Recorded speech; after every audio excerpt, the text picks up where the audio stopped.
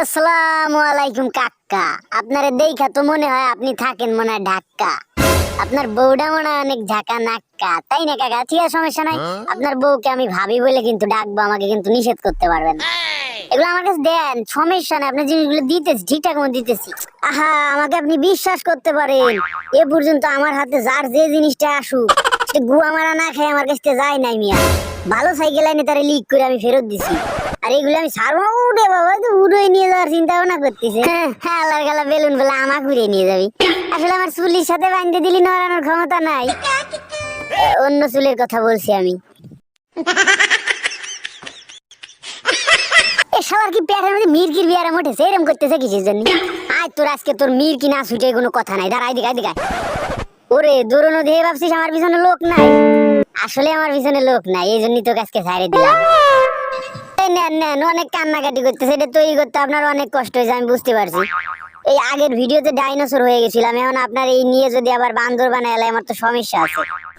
এ শালার মেয়েরা আমার পাইলো কি? আমার কি কোনো অ্যাঙ্গেল থেকে ফুসকা মনে হয়? মানে যতক্ষণ ধরে খাচ্ছে খাচ্ছে, খাওয়া শেষ, বাকিটা চাইলে ফেলাই দিয়ে যাচ্ছে। কে? এই মাতারি, তোমরা বলতে পারো না যে টেরি তোমার আমার ভালো লাগছে, আমার বাড়ি চলো, কিংবা এই না আমার ফোন নাম্বারটা নিয়ে যাও, রাত্রির বেলা মিস কল দিবানি। শালার ইরা মানে মাথায় আসে না। এরা তো আমি যদি আমাকে তো নাম্বার দেবে না, এরা যে নাম্বার দেবে শাহিনকে, ওই শাহিন এবার ধরে ফেলতে পারে। শালার নিজের বডিটা নিয়ে মাঝে মাঝে গর্ব করতে মন চায়। এইটা কি? এটাও তো ডাইনোসরের বাচ্চা মনে হচ্ছে। এই আমি তো ডিমিতে বাইরে এলাম, তুই কেমনে বাইরেছিস তাই কদি? তোরা দেখলি বোঝা যায় তোর আব্বা একটা ডাইনোসর ছিল। ও টেডি দাদা, তোমার তো সুন্দর লাগতেছে, এগুলো কি তোমার বাচ্চা? কি রে, কালা পাঞ্জাবি পরেছি, সাদা পায়জামা, তো সাদা সাদা কালা কালা সাদা, তো কি বলবো? এটা কি 7 আপ? শোন, 7 আপ আমি তো খাওয়া শিখে দিছি কিভাবে খাইতে হয়। উরে শালা কিপটে টেডি, তুই দাঁড়া দাঁড়া দাঁড়া। তুই আরসি কিনে খাতে পারিস নে, পরের আরসি নিয়ে টানাটানি করিস। এই দেখো কি পরিমাণ লুচ্ছ টেডি হলি, আবার মায়ে দেশ এনে গল্প করা আরম্ভ করে দিছে।